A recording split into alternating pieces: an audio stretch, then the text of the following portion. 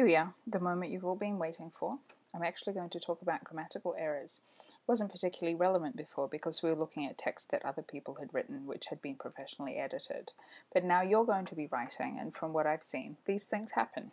So you also needed the apparatus, the technical skill about parts of speech, about grammar and grammatical principles, in order to understand the rules on which these errors are based, I guess, as in how these errors violate various rules. So this lecture goes through those rules and looks at some fixes.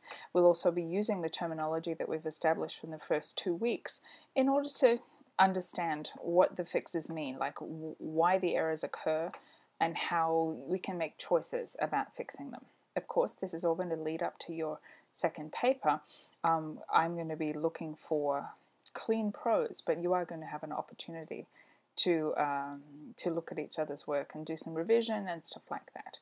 So rest assured, if you are pretty confident but not 100% confident, part of my job is to teach you how to fix stuff. So when you hand in the final draft, I'll have to do it pretty quickly, but if I find grammatical errors, I'll send them back to you for you to fix before the end of the semester, because that's part of your job as well, not just to write perfect prose off the top of the bat, but also to know how to correct errors, how to spot and correct errors. Okay, so without further ado, fragments, commas, splices, and run-ons. Oh, so this is a suggestion. Read up on the errors first, just because this lecture is going to be quite quick, and I'll explain. It's sometimes easier to process information if you read it first. The issue with all of these kinds of errors, fragments, comma splices, and run-ons, is a lack of punctuation between two independent clauses. That's why we're doing them now. We've been talking about a lot of independent clause issues. So we know that we have some choices for what occurs between two independent clauses: a colon, a semicolon, fine; a period, super fine; coordinating conjunction, and a coordinating adverb. So we're going to start looking first of all at run-on or fused sentences. That's roughly the same thing. And they're when two independent clauses are next to each other but don't have any punctuation in between them. So here's two examples from some papers I read last year. I teach this class a lot, so I get lots of examples, and I thought it would be good for you to see actual real-life examples. So let's look at the first one. I am an immigrant, I know. And I did not see much mention of minority blue-collar workers. Was their work the same as white-collar workers or as white workers during the 1950s? So I suggest you pause this movie and try punctuating these. The first one is a little bit tricky. You can think of I know as a verb of saying or showing. So you saw these in the journalistic writing in the newspapers, where you have two tensed verbs in the same sentence. Anyway, pause this, have a go. Let's see what we come up with. So these are the fixes that I came up with.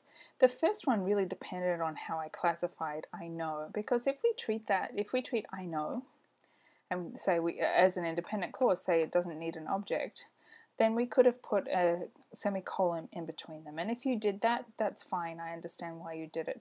I did a comma because it looks like this reminds me of those quotations that we saw in the newspapers. So I know that I am an immigrant. I know I am an immigrant. If you want to see more about this, lecture 3.4, that's what I was going to call it, week 3, lecture 4, tells you a lot more about these. But they become pretty important when you're writing papers. So that's the first one. The second one, I turned it into two sentences. The first one is a statement, and we see we have a subject, I, and then did not see is the verb phrase. And then the second sentence is a question. So what we want is punctuation that indicates that these two are connected but separate. So we could have also included a semicolon instead of a period, but I thought the distinction between the two types of sentences, the statement versus the question, was important to signal strongly. So that's why I used the period. And I inserted a capital letter and a question mark. What you should be seeing already is that there's not one correct answer, but you've got to do some thinking about what kinds of elements of the sentences you're looking at. So have a look in your textbook for more explanation, and there'll be a quiz and you get to try this out some more. Let's move on. Comma splices occur when a writer uses a comma to separate two independent clauses. So that is to say, the comma is used inappropriately. We know that unless there's a coordinating conjunction and, but, so, for, etc., you can't use a comma to separate two independent clauses. So these can be fixed in the same way as run-on or fused sentences, by using the punctuation that is appropriate to independent clauses. So here's two more sentences. Again, stop the movie, try to fix the errors yourself, and then we'll move on, all right? So here's what I did. Through this article, Rose proves that intelligence is not only measured by one's degree, grades, test score, or IQ. It goes deeper than that. That comma after IQ is the problem comma. And I replaced it with a colon because the second independent clause illustrates what's being described in the first one. So that was my choice. If you chose a semicolon, that would be okay too. I think a period is too strong. You could also put a comma and a but. So again, lots of choices. Let's look at the second one. Look at a bus driver, for instance. How often is he dismissed from our thoughts as he takes us to our destinations daily? That comma after instance is the problem.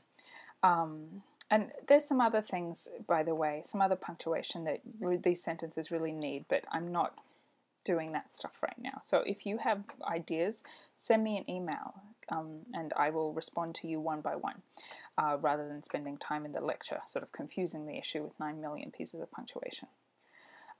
So in this, I said use the period after instance, and then again created a question. So this is a very straightforward one. I wouldn't really use a colon or a semicolon because the relationship between the two isn't close enough. So I think the period's right for this. But again, if you have a good reason for choosing something else, no problem.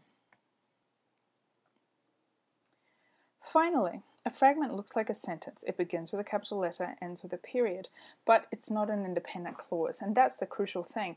Independent clauses need tensed verbs and subjects. Fragments are often relative clauses, dependent clauses, even just noun phrases, and other sentence modifiers. So, excuse me, they're often fixed by including a subject in the main verb, removing a relative pronoun or subordinating conjunction, or joining them to an independent clause. So you can make them into independent clauses or attach them to independent clauses. That's the two basic ways. Let's look at some more examples. So, again, stop the movie, give these a try yourself, and I've got my solutions on the next page. Very similar to Mike Rose's article where his main focus was to give awareness, etc., etc., etc. So we get a clue right at the beginning. What's very similar to Mike Rose's article?